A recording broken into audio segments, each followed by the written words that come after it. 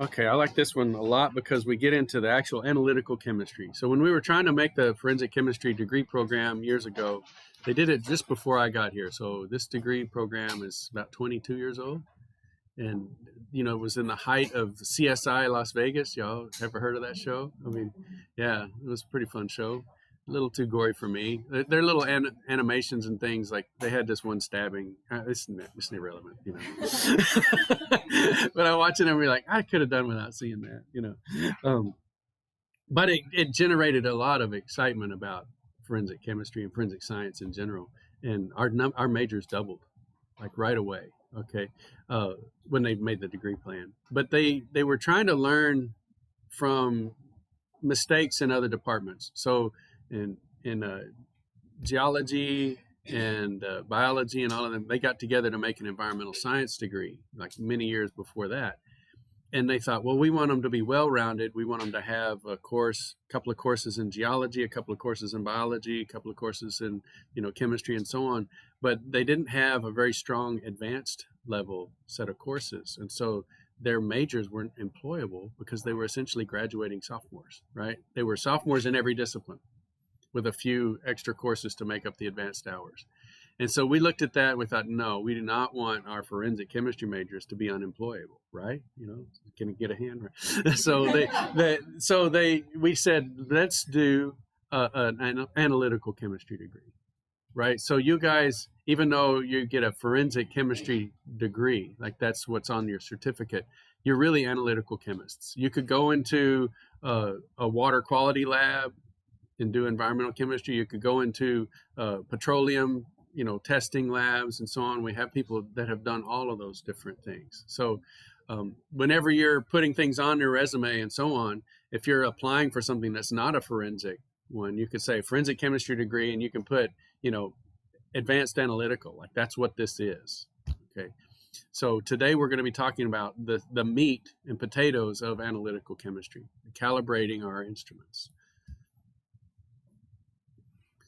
So this is predictive modeling and calibration, where we always have this dependent variable and independent variable. So most of the time when we're making up a calibration, that those concentrations, or other words for that is abundance of our analyte, that's our independent variable. We select those, and then the signal is dependent upon that independent variable.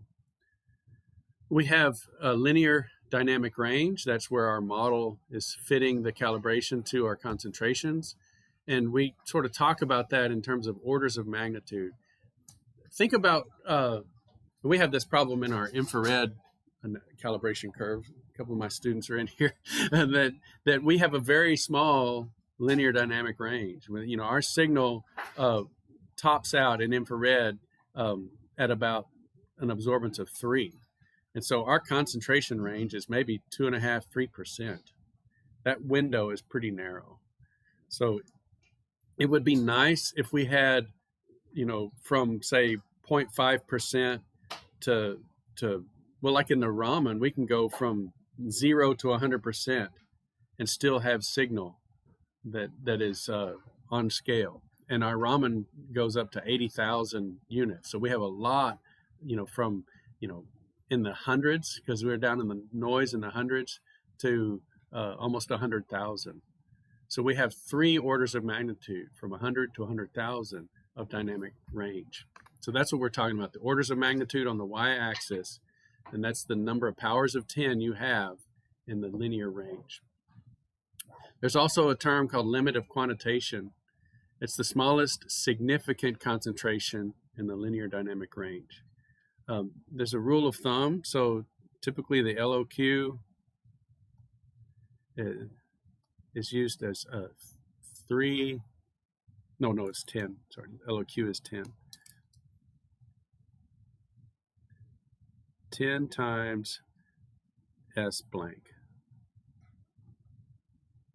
So you run your blanks, you calculate your uncertainty, your standard deviation of your blank samples, and 10 times that is your limit of quantitation. So if you have a noisy system, it's really bad, because that's going to bump your limit of quantitation up too high. Limit of detection is roughly equal to 3 times S blank. So those are good rules of thumb to use. You can take whatever signal you have for your 0 concentration value and calculate the standard deviation. 3 times that is your limit of detection. So what is a limit of detection and how is it different than quantitation? Well, detection means you've detected a signal that you can say, yes, that's a real signal, okay? It's related to my analyte. But you can't confidently say how much of the analyte is there. You just say, hey, we detected it. And limit of quantitation is the limit where you can say, yes, it's this amount. It's 0.5% plus or minus some value, okay? So we want to get 10 times above our 0 signal uncertainty to say we can quantify that. There's also the correlation coefficient. That's how linear the data is. That's the percent of the scatter in the data that's captured by your calibration line. And then we have all of these other vocabulary words, blanks and controls, which are known concentrations, blind controls, which somebody else prepares and you don't know it, calibration checks and replicates and duplicates. They're in the second edition of the book. It's on page 60. And here's sort of this analytical chemistry vocab. The one, I'll put this in, the one thing that I want to sort of highlight is the difference between duplicates and replicates, okay? So duplicates come from the source. So right here, this is where the duplicate happens. And they're using this example for like performance enhancing drugs. So this person is asking to give a urine sample, and right at the source, they split it into 2 duplicates, okay? They labeled them separately. We had this in the workplace testing too, where I worked before. We had pagers. That's old school, right? So your belt would buzz, you pull it off and you look, you're like, oh no, I got to go over and pee in a cup. You know, right in the middle of a meeting, it didn't matter because you had 30 minutes to get there and you had to go right into the restroom and go to the restroom, or you had to sit there and read a magazine or whatever until you felt the need. But you couldn't leave. If you left or didn't show up within 30 minutes, it was an administrative failure. So you would got pinged for what they call an administrative positive. So they positive for drugs, but on paper, you really didn't. But so they would take that immediately. They would also test the temperature. So you pee in the cup, you set it in the thing, and you watch them. Like I was curious because I'm a chemist. I'm looking at them set up the samples and everything. So they pull out of there's a little like 2-way door. So they open the door, pull it out. Immediately they split it and they put these little temperature sensitive labels on there. Okay. And so they stick the label on there and then it turns a certain color if it's warm. Okay. Why would it not be warm? Yeah, that's right. You had it in your shirt pocket, and you go and give a fake sample, which again, that happens in athletics sometimes. Funny story, I was in band in college and they had an NCAA testing in the field house and we're out there on the field and I've got to go. I have really got to go. And this is, unusual, but I was like, so I ran over to the side, set my trumpet down, ran into the field house and it was locked. And I was like, man, what the heck? So I worked around and found a door that was open. I opened the door, I went inside and there's a guy at the end of the hall sitting at a table, which I thought was strange. And he said, what are you doing? And I said, I'm going to the bathroom. And he went nuts. No, you're not. Get out of here. Well, they were having these drug testing and I had no idea. So he thought that a football player had asked me to come in and give a sample for him. Yeah. And I was like, man, I really got to go. So, but that was my interaction with the NCAA drug testing. Yeah. So right there, the duplicates are split at the source. And then when they get to the lab, you can make replicates. So this one comes in, you do 3 replicates, you run those to give you good statistics. And then if it gets pinged, like if those replicates show some questionable signal, they say, okay, we think this is positive for whatever drugs, then they go back and test the split. They test the duplicate. A lot of times they don't test the duplicate. Why test it if you don't need to? If it comes out 0 on all the replicates, then they don't even test the split. Okay. Here's the calibration curve. It's a horrible one. It's just sort of, it looks like it's hand done here. But this is that linear dynamic range, LDR. And so we want to look and see how many orders of magnitude we have in this linear dynamic range. Right? So let's say this is a signal of 100. And like we're talking about in Raman, this is 100,000. And so you see that we've gone up 3 more zeros. So 3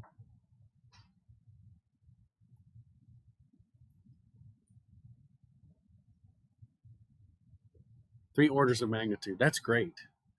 Okay. The steeper this this curve here, steepness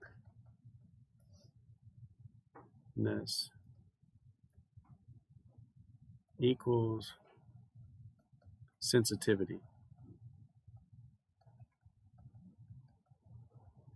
What do I mean by that? Can somebody explain that in your own words? Do we want a sensitive technique? Yes. Why? What tells it about it? What's that? Measuring a greater difference between the highest possible Yeah. concentration and the lowest possible. Yeah, and so what happens if you're in the middle of this curve and you have a tiny change in concentration? That's very likely to actually be a demonstrative.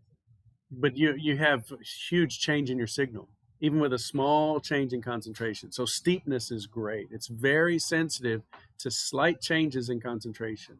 So a steep calibration curve is fantastic. And what is the steepness? That's the m, and y equals mx plus b. So that m value, so y equals mx plus b, the steepness is the m value.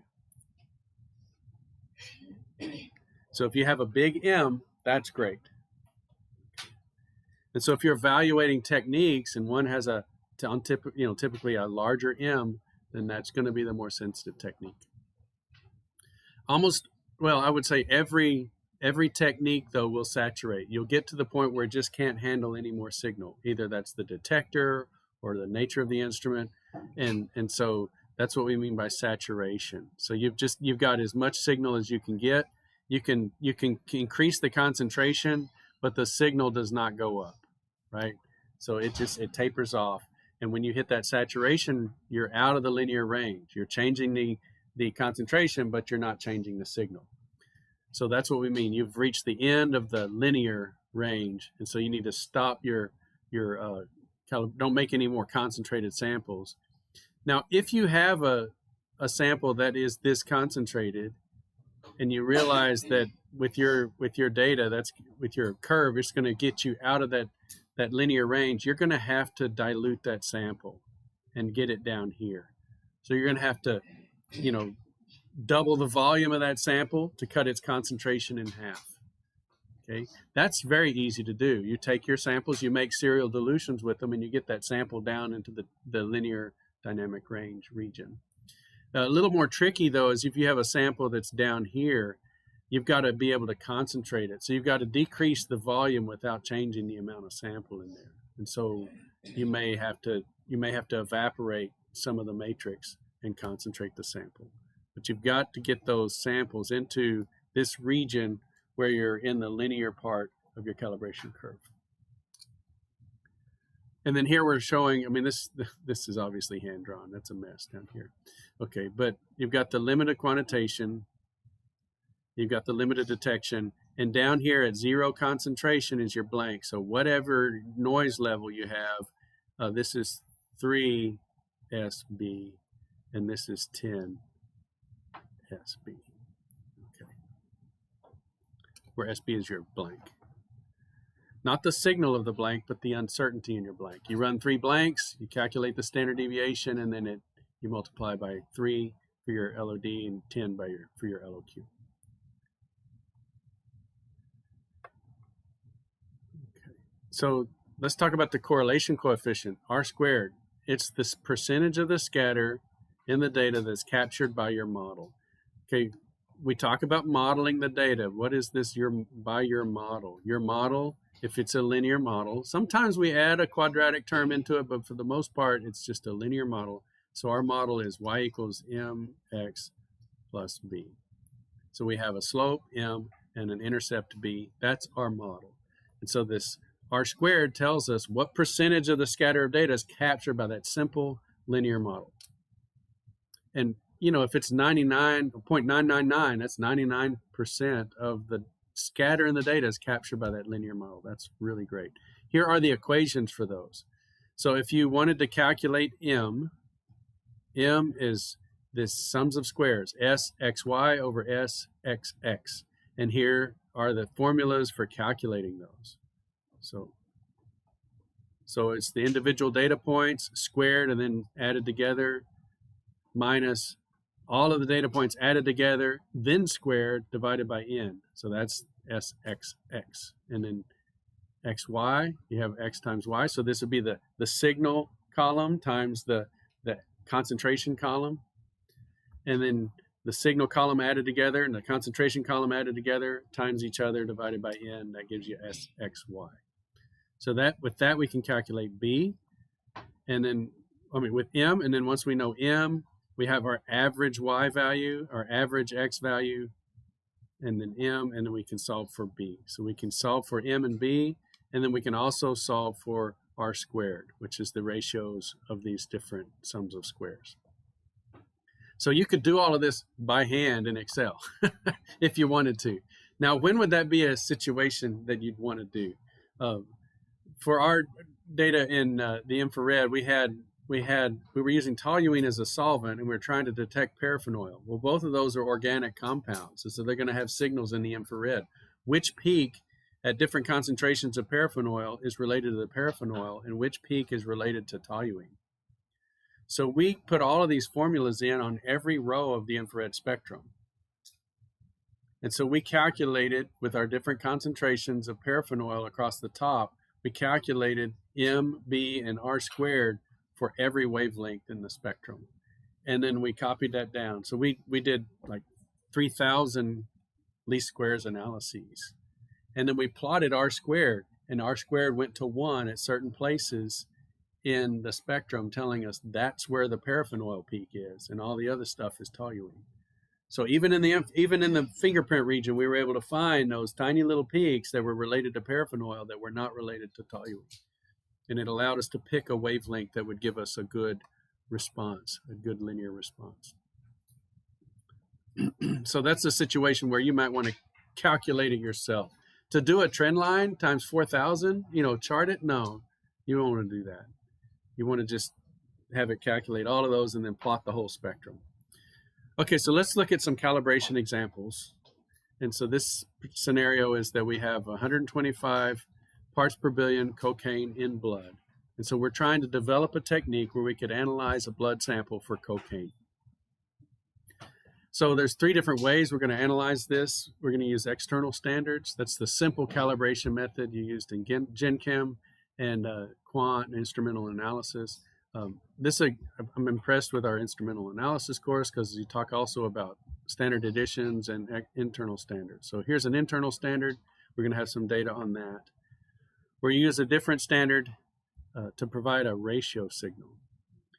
And then standard additions, where the analyte is divided up, or the actual matrix sample is divided up, and analytes added to all of those samples.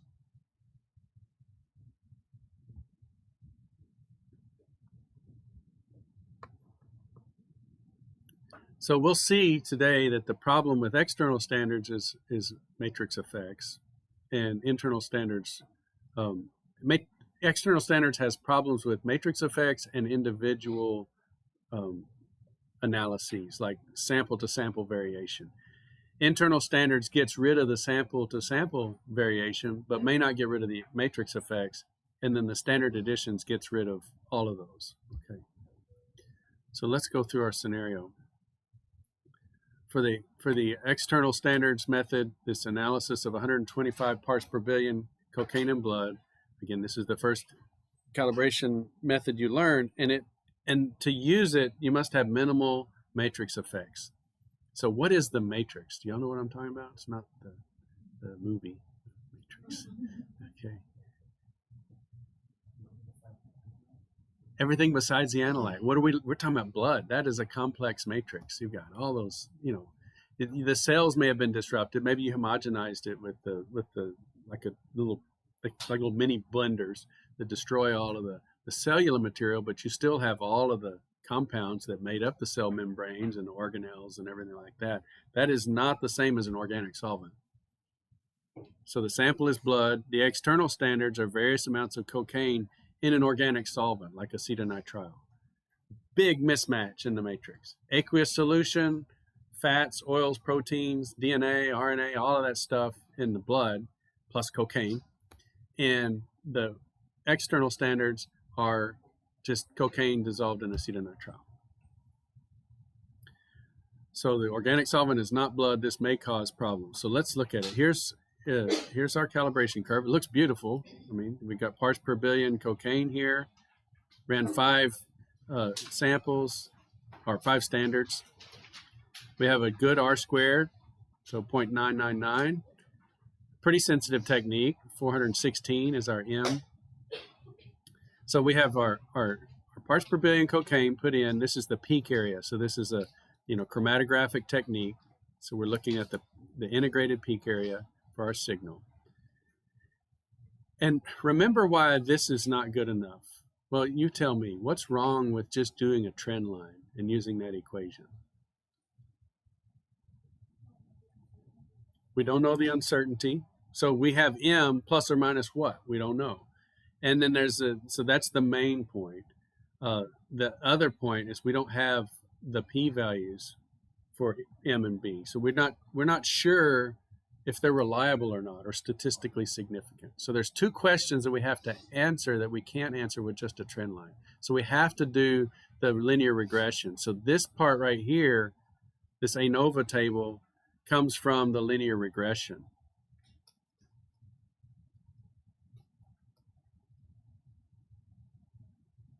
So in Excel, you got to have that analysis tool pack enabled. You go up to the data ribbon. Over on the far right is the analysis tool pack. You click on it, and then you get a little dialog box. You scroll down, and you hit regression. Then you get this X input, Y input. So we would select our X input, the cocaine values. The Y input was the peak area. You pick a spot in the spreadsheet where it's going to dump all the results, and here are the results that we get. So the cocaine standards are in a solvent matrix. We have that signal, the peak area from the chromatographic result. And here's our model, y equals mx plus b. We've got a good R squared. And down here at the bottom in our output are B and M. You see that they match the trend line. That's good. If they don't, you've done something wrong. You selected the data wrong. You got X and Y reversed. Something is a problem. Okay, so. And then we have SB and SM, the uncertainty in B and the uncertainty in M. And we have those p-values. Okay.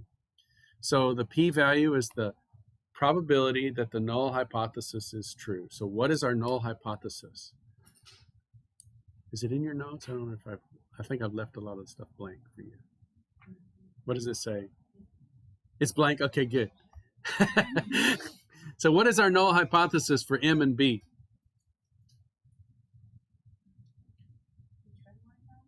Yeah.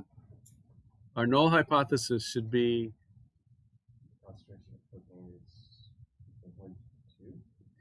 so our null hypothesis is really simple in this case, that they're both 0. All right. And so we're looking at this and saying our null hypothesis is M and B are equal to 0. So once again, if you don't know the null hypothesis, you shouldn't use the p-values. But now that we do know the null hypothesis, we can look at the p-value. So what's the probability with this? I mean, look at the area counts. It goes up to 200,000. Okay. What's the probability that the slope is 0? 10 to the minus 6. That makes sense, right? I mean, we have such a change in our signal. The probability that that M is actually 0 and that this is just caused by noise in the data is 10 to the minus 6. 1 chance in a million that M is 0. Okay, so we have a good confident p-value for our slope. Okay, but what about B? I mean, B's big. It's 1,200. Okay, but there's some noise in our data. In fact, there's enough noise in our data that there's a 48% chance that B is 0. Okay, if there's over 5% chance that B is 0, we throw it out. So our p-value needs to be below 0.05 for us to say it's statistically significant. Okay, so we're going to redo this regression, and we're going to set B equal to 0 because we can't support using that number. It looks big, 1200 looks big, but it's not compared to the noise in the data. There's a 50-50 chance that that's just 0 and the noise is telling us it's 1200. Does that make sense? Everybody understand why we're just setting it to 0? Because it can't be supported statistically. Okay. So we're going to redo the regression analysis. Here's all of the equations for the uncertainty in M and uncertainty in B. I'm just putting these in here for your use if you ever need to do it by hand. Okay. So we go up to the trend line. We can edit that trend line, format it, come down here. There's a checkbox for set equal intercept equals 0. We can redo the regression. Also, there's a checkbox, set intercept equal to 0. And here's what we get. And so you see the intercept is set to 0 because we made it 0. It has no uncertainty and no p-value. Okay, so that's what you should see because we forced it to be 0. And then we get our slope, m. So y equals mx. Can't be an easier calibration equation than that. So then x is equal to y over m. And so we can calculate our check sample area. So we put in a y value and calculate x. So our calculated value is 68.2 parts per billion. Our uncertainty from the propagation of uncertainty is 0.6 parts per billion. So we have a really good CV of 1%. But the problem is our true value is 125. That's how much cocaine we put into the blood. We analyzed the blood against our external standards calibration line, and it came in at 45% low. Okay. So we probably have a matrix effect. You know, the signal from our organic solvents is really high. The signal from that 125 parts per billion in blood is really low. Now, what can happen a lot of times in blood is you still have enzymes running around, and these enzymes can metabolize things. So even though the blood isn't live anymore, the enzymes are still active. And so we put 125 parts per billion in the blood, and the enzymes chewed up about half of that by the time we analyzed it. And so I don't know that that's the case, but that's kind of the kind of things that can happen. Even though the blood is, quote, dead, the cells have been destroyed, the enzymes, the proteins are still running around doing chemistry. So R squared actually went down. So we had an R squared of 0.9994. We took out the intercept and it went to 0.9993, but we don't let R squared drive us. So that's why I say, so what? We're letting the p-values drive us. We're letting the p-values of M and B make our decisions. Okay. So let's look at this calibration. So this was the one with the p-value. Let's look at its uncertainty just for practice. So our propagation of uncertainty, again, from that earlier lecture, couple of lectures ago, we had our check sample area. We ran it through this equation, y minus b over m, and we get 65.8 parts per billion. And we calculate through the propagation of uncertainty 3.7 parts per billion. So that's a 6% CV. 125 parts per billion is the true value, so we were 47% low if we kept the intercept.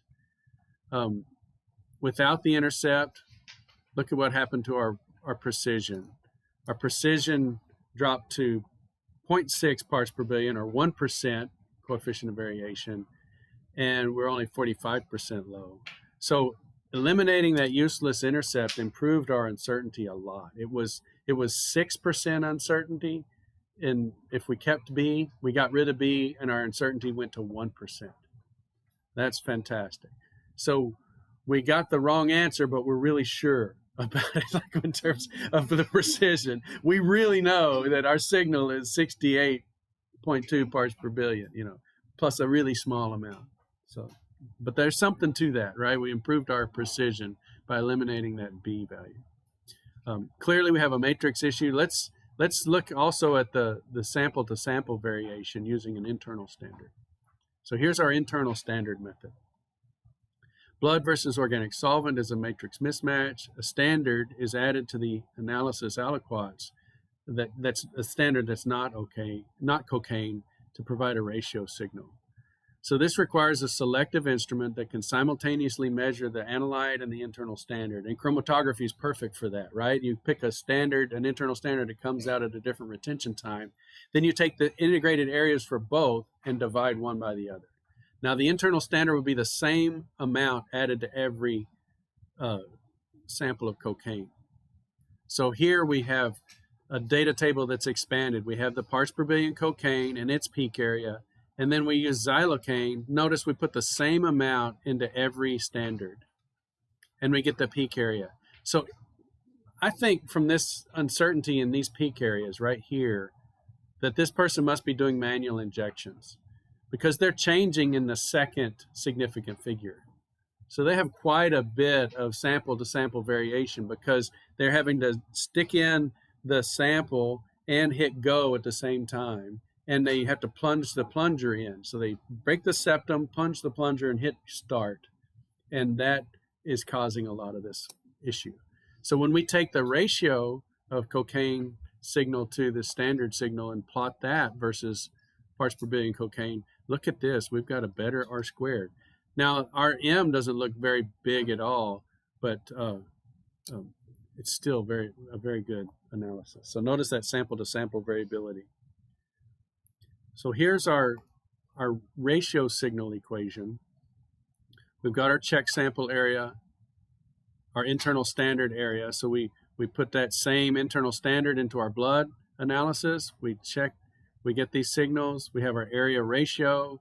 That tells us it's 126 parts per billion. So this is great. 3.1 parts per billion uncertainty, or 2%. And so we're only 0.8% off. So that's really good. And here's our 95% confidence interval. So this one times 1.96 gives us that value. So this goes from 120 to 132, which contains our true value. That's great.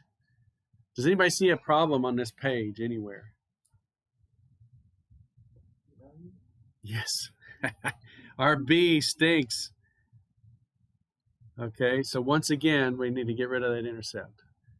So we get rid of the intercept, rerun our samples, recalculate. Actually, we don't rerun our samples. We just get rid of the intercept and reanalyze. And our CV improved 1%. But our percent error is off more, okay? And so now our 95% confidence interval does not contain the right answer. So this is a quandary.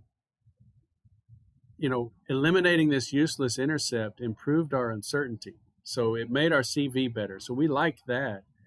But there's a problem here. The statistical values improved, uncertainty improved, but the accuracy got worse. If we kept that crummy intercept, then we kind of got the right answer. Okay? But we can't really defend that choice, can we? I mean, we know the right answer, right? But we're using a problematic statistical analysis. We can't really defend the statistical analysis, but we can say, oh, but I got the right answer. So this is a real issue. You are probably going to run into this in your career. Okay. So what do we do? So what should we do? Notice the word should. It's really not a scientific word. That is a moral word, right? Science can tell you what is. Science does not tell you what ought. This is now a moral dilemma. We got the right answer with the wrong technique. The right technique, we missed the right answer. Okay. So what should we do? Well, you must always take, and this is now, again, this is not science. This is moral philosophy. I'm saying you must always take the statistically defensible position. And I can't overstate it. I mean, civilization depends upon this. As you as a scientist are going to make these micro decisions, and you don't know when the holes in the Swiss cheese will line up, but they might. Okay, so you need to make sure that you're following the very clear defensible position, because when you're asked the question, say on the stand or in front of your boss, why did you choose to include that intercept? Why? Why did you use that crummy intercept? You do not want to say because it gave the right answer. Okay. Yeah. We were in a situation in my last job of employment, and we were trying to explain why we did a certain procedure, and it was an explosives plant, so it was a serious place to work. And this person was doing all of these analyses to show why we did what we did was safe. So sort of after the fact, we knew what we did was safe, but this person's trying to then justify after the fact why what we did was safe. And they were coming up with these scenarios in the literature and everything that were really strange, really strange. And the boss finally said, why are you analyzing it this way? Why are you using that scenario? And the person said, because it gave the right answer. And he like put his head in his hands, and he said, I did not hear that. Right? You need to justify it in an objective way. You don't need to just shore up your defense using twisted examples of logic and so on. So you don't want to be on the stand trying to defend something that was self-serving. You want to be on the stand trying to defend something that is statistically defensible. Okay. So if we had just left it at that and taken the self-serving route, we would have created a problem for ourselves. But we know there's a matrix mismatch. And internal standards has not done anything about the matrix mismatch. The internal standards is still in the acetylnitrile. And we've never dealt with that. So let's see if we can use standard additions. Maybe that'll fix it. Okay, so if we sort of said, well, I know the right answer and I could kind of squeeze this technique and use an improper B and get the right answer, I'm done, I'm happy, you would have missed the other technique, the standard additions technique. So let's look at standard additions. The actual blood sample, already containing 125 parts per billion cocaine, is split into 4 analysis samples. And now this is the problem. You've got to have enough blood to make it 4 or more analysis samples. 3 would be the minimum, 4 would be better, 5 would be even better. I don't know that you need to go above 5. So between 4 and 5, or 4 or 5. And so analyte is added in varying amounts to the analysis samples, except for 1. Nothing is added to 1, something is added to the number 2, 3, and 4. So then the x-intercept of the calibration curve gives the initial amount of cocaine present in the blood. So this is, all of these samples have the same matrix. They have the same cellular material that's been ground up, the same enzymes and all of that stuff. And so we're just adding cocaine to 3 of the 4 samples of blood. So here's our standard addition calibration curve. Pretty sensitive technique. And at least to 4 decimal places, our R squared is 1. It's probably 0.9999, something above 5. Okay, but Excel reports it to 4 decimal places, and so it was 1. That's beautiful. I mean, all of a sudden our signal lines up. So there's our responses. Notice for our 4 samples, we added cocaine to 3 of them. And here's our signal from the chromatograph. So this initial amount, this x-intercept, that's the x-intercept, is 125 parts per billion cocaine. Now, I mean, you can see that that's probably what it is, but then we'll analyze it and do the propagation of uncertainty here in a second. Does everybody understand how this technique works, right? We didn't add any to that sample, so 0 ppb added. So why does it have the signal of 30,000? It has that signal because there's already 125 parts per billion cocaine in it. Okay, so all of these are up off the baseline, even though we didn't add any to the first one. They're up off the baseline, and then the next one has 125 plus 50, and 125 plus 100, and 125 plus 200. So all of these are lifted up because of the initial amount. And so if you extrapolate this line back down, you end up with the initial amount of the cocaine.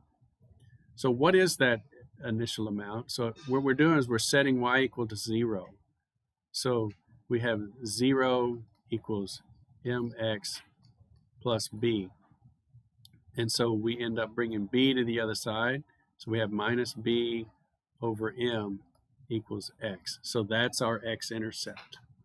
Where y goes down to 0, this is the x-intercept. Pretty straightforward. So here's our equation, minus 30,000 divided by 239.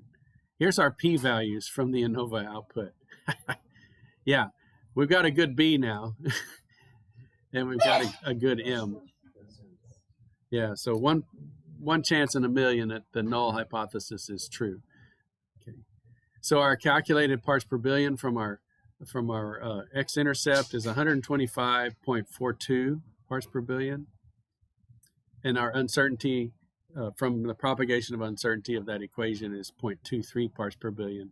So our CV is 0.2, less than 1. It's excellent precision. Our check value was 125 parts per billion, and our accuracy, our percent error, is 0.3%. So we're only 0.3% off the correct answer, and this is great. Why is this so good? It's because we're using the actual matrix of blood. So our 95% confidence interval, so this 0.23 times 1.96 equals that value, and then the lower 95, this one is the mean minus the 95% confidence interval, and this is the mean plus that. So sure enough, it contains our true value. It goes down to 124.9 and goes up to 125.87. So that's absolutely beautiful. So we used the correct technique that would take into account the matrix. We were not distracted by the wrong technique giving us the right answer. And so this is why a lot of times we want to analyze a blind amount. Like we want to test ourselves with an amount in blood that we don't know. So you can do this if you have two analysts. You can prepare a sample for the other one, and they can prepare a sample for you. And so you would never know that the true answer was 125 parts per billion. You just produce your analysis, and then you say, okay, am I accurate? And they say, no, your accuracy is 0.47% low, 47% low. And you're like, oh gosh, I got to do an internal standard. And then you give the answer, and they're like, yeah. So you would throw out that one that had the B value that wasn't supported. You wouldn't even report that to your colleague. You would get rid of B, analyze the second one. They say, well, you're a percent off. You're close, but you're a percent off. And then you do this one, they're like, you nailed it. Okay, but you never were tempted because you never knew what the right answer was.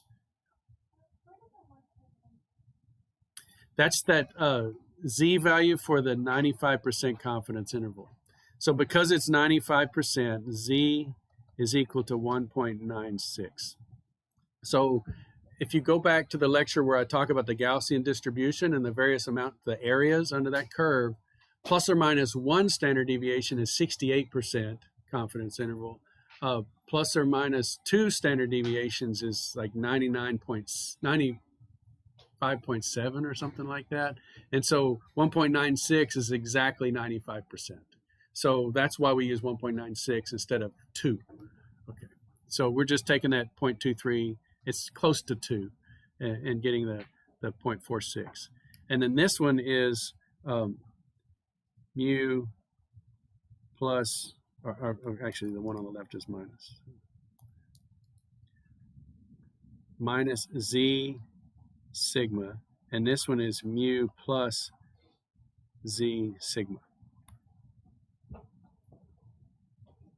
And then this is Z right here.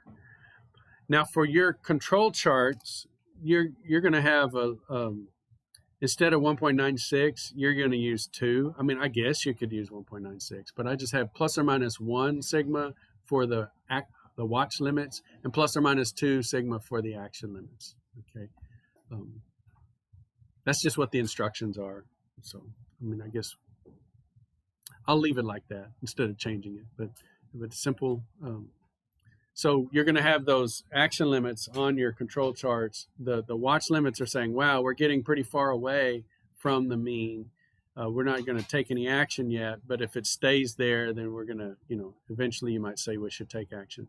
But if it goes outside the action limits, it's less than a 2.5% chance of being above or below the action limits.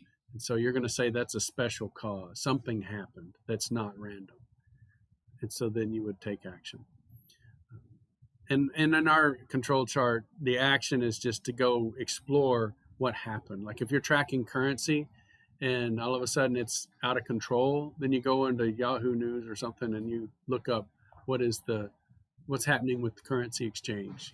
Maybe some country did something. Same with stock values. Walking a Fitbit or whatever, sometimes people are like, well, normally I park here, but I got up late and I had to park at the stadium. And all of a sudden your step count for that day is really big. Like I got to class and forgot my laptop. I had to go back, And so you can put that in the action log. Okay, so when the matrix effects were addressed, both the uncertainty and the accuracy improved. So this is sort of the best situation, best scenario. So that's all I've got for you.